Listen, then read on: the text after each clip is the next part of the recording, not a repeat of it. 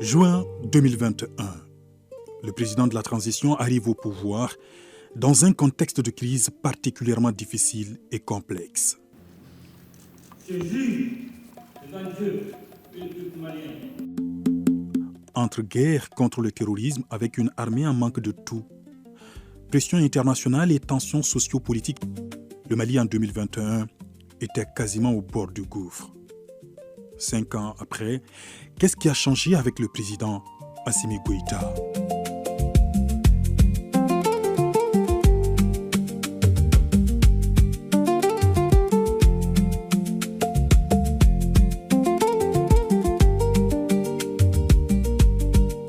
Le chef de l'État commence par consulter d'abord ses compatriotes à la faveur des Assises nationales de la refondation, ANR, qui lui serviront de boussole. Et tout part de là. 5 ans après, que d'actions posées et que de chantiers en cours conformément aux aspirations du peuple malien.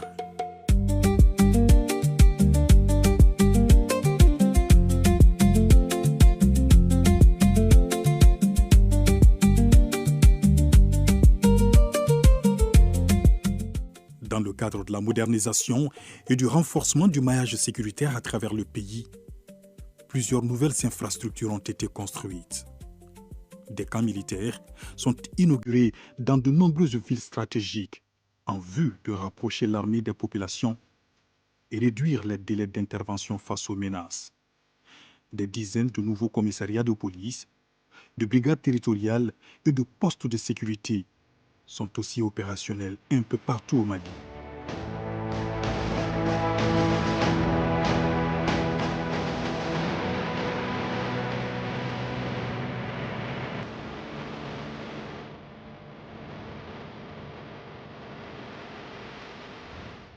Parallèlement, le président de la transition modernise et renforce les capacités opérationnelles des forces de défense et de sécurité avec des équipements de pointe.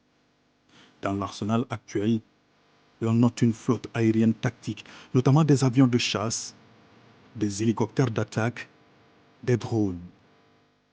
À cela s'ajoutent des véhicules blindés de combat, des armes et autres équipements de protection pour les hommes.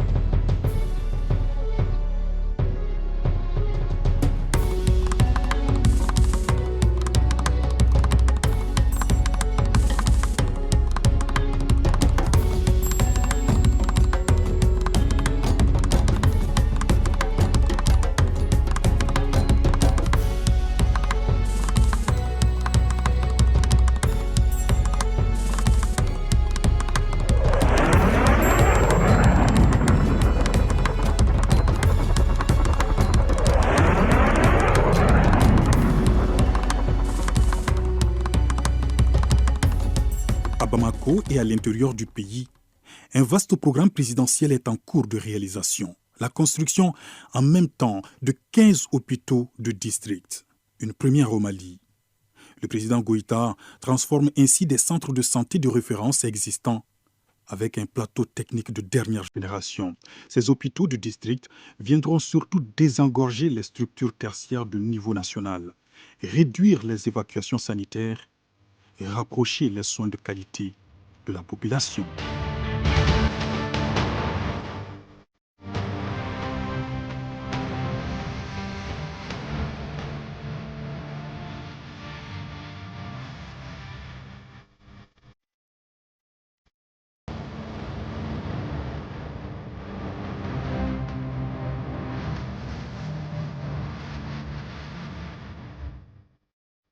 Autre projet présidentiel majeur, l'hôpital militaire de Banankoro.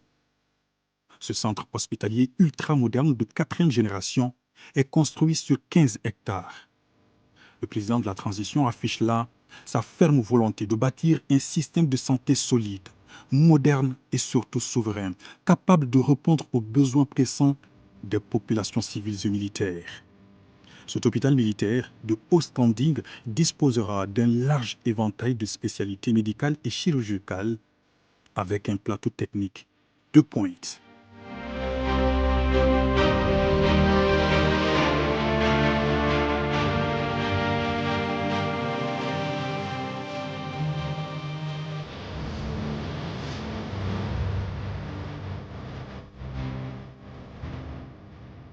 Sur les hauteurs de Tati se dresse majestueusement à perte de vue un millier de logements destinés aux militaires. Première phase, la maison des pupilles. Cet édifice moderne est un cadre idéal d'épanouissement, d'hébergement et d'éducation pour les pupilles.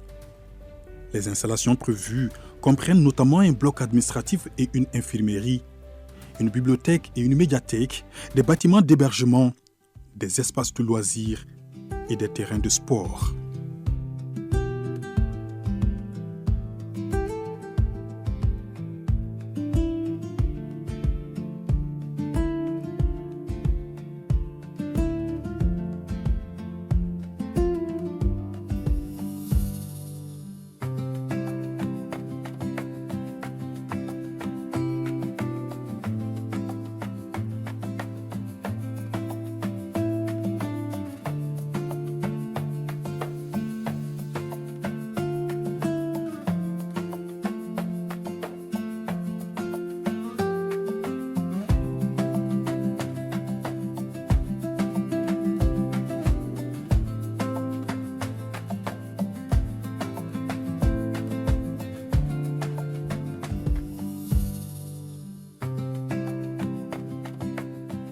Autre haut lieu d'épanouissement et d'expression du talent de la jeunesse malienne, le Centre d'intelligence artificielle et de robotique, CIER Mali. Ce pôle scientifique et technologique d'excellence en construction à Kati est voulu par le président Goïta pour inscrire le Mali dans la dynamique mondiale de l'intelligence artificielle. L'objectif est de former une véritable élite scientifique nationale afin de développer des capacités locales de création de solutions et d'innovation adaptées aux réalités économiques et sociales du pays.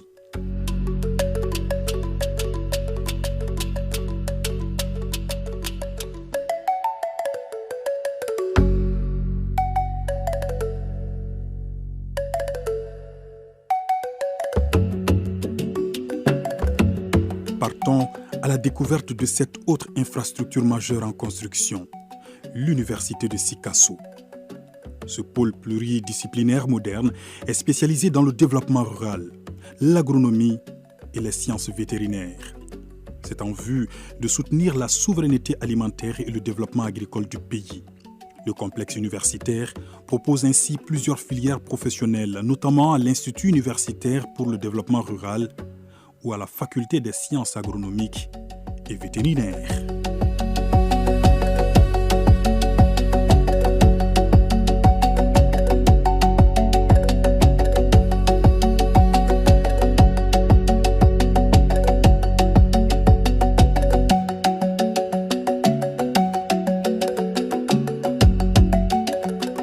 À travers le pays, le chef de l'État rénove et construit également des centres de formation professionnelle. Objectif, améliorer la qualité de la main-d'œuvre et favoriser la création d'opportunités durables au profit de l'économie locale. Ces centres offrent ainsi aux jeunes et aux femmes des formations qualifiantes adaptées aux besoins du marché de l'emploi.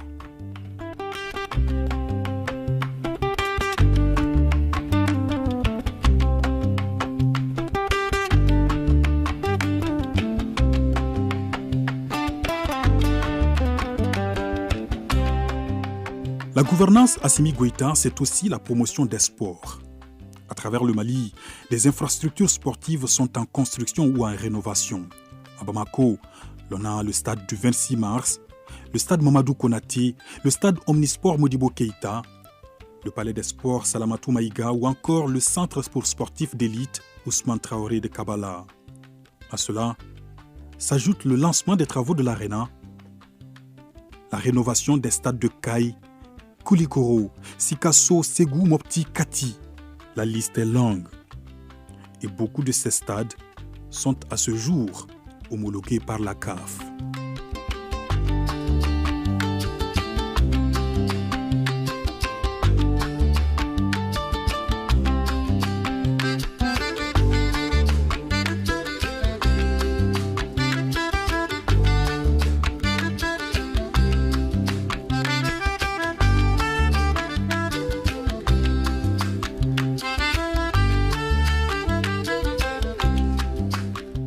Et nous voici sur un autre chantier stratégique, les travaux d'aménagement de l'axe Bamako-Koulouba-Kati. Un projet d'envergure qui prévoit l'aménagement de ce tronçon en 2 fois 2 voies. Le but pour le président Goïta est de moderniser les infrastructures, faciliter l'accès aux centres de santé, réduire les accidents et améliorer la mobilité entre la capitale et la ville garnison de Kati. Même objectif avec l'élargissement de la route nationale numéro 27 reliant Bamako à Koulikoro.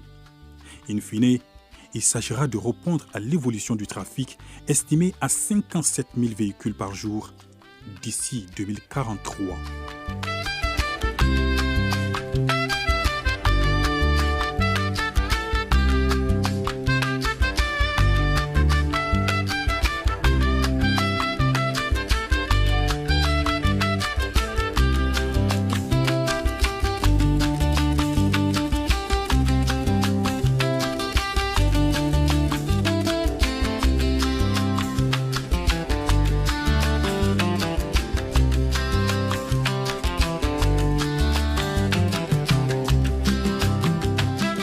Les Maliens retiendront également l'inauguration par le président de la transition de 2 mines de lithium, à Goulamina et à Bougouni, ce qui positionne le pays comme une puissance stratégique de l'exploitation des ressources minérales.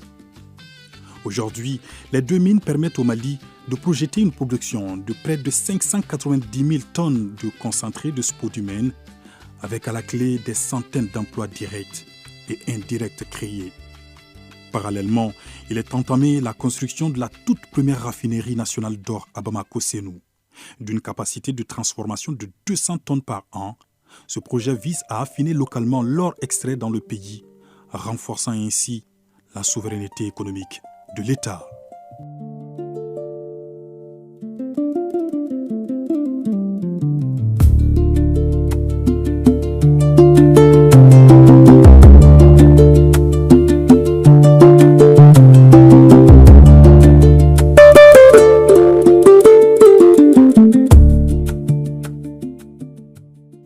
À ces nombreuses infrastructures s'ajoutent les œuvres sociales du président de la transition, visant à redistribuer les 2 tiers de son fonds de souveraineté vers des actions humanitaires et de développement pour les populations vulnérables. Les réalisations touchent entre autres l'accès à l'eau potable avec près de 600 forages réalisés un peu partout au Mali à ce jour, la santé et l'énergie avec l'électrification des centres de santé et des hôpitaux du pays, l'aide humanitaire avec la distribution régulière de kits de vivres et non-vivres au profit des nécessiteux.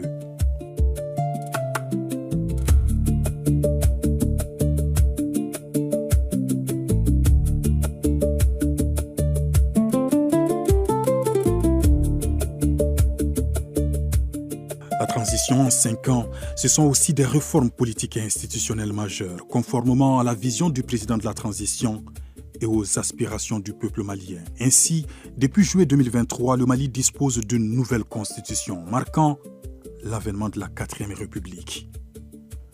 Le pays s'est doté également d'un nouveau code pénal et code de procédure pénale. Comme innovation majeure, ce nouveau corpus juridique introduit des peines les plus sévères pour de nombreuses infractions, criminalise formellement l'homosexualité et durcit la répression des atteintes à la sécurité nationale et économique. Autre document majeur adopté sous la transition, le code minier et le contenu local. Le texte est instauré pour renforcer la souveraineté économique nationale, accroître les recettes de l'État et garantir une meilleure redistribution des richesses issues des ressources naturelles. De plus, le pays s'est doté d'un cadastre minier entièrement numérisé pour sécuriser les titres et garantir la souveraineté de l'État sur ses ressources. Autre acquis important, le pacte de stabilité sociale et de croissance. Cet accord entre le gouvernement, le patronat et les organisations syndicales a permis d'instaurer un climat social apaisé. Il repose notamment sur le dialogue permanent, des avancées salariales avec la rehausse de la valeur indiciaire des fonctionnaires ou encore la révision de textes fondamentaux comme le statut général des fonctionnaires. Par ailleurs, les concours et examens sont organisés actuellement en toute transparence. L'un des acquis de la transition est aussi la Charte nationale pour la paix et la réconciliation.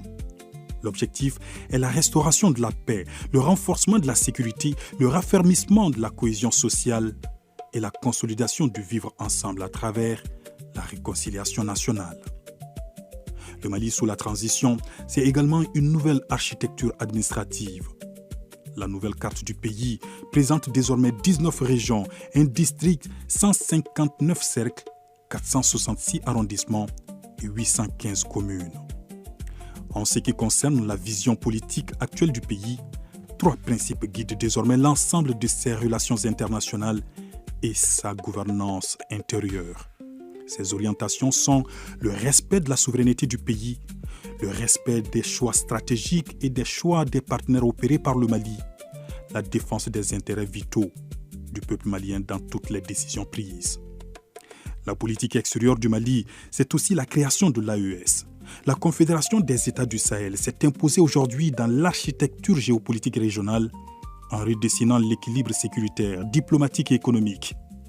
Durant la présidence malienne de l'AES, la Confédération s'est dotée d'une force unifiée forte de 5000 hommes, d'une radio et d'une télévision, d'une banque d'investissement, d'un passeport AES ou encore d'autres symboles comme le drapeau, la devise et un hymne.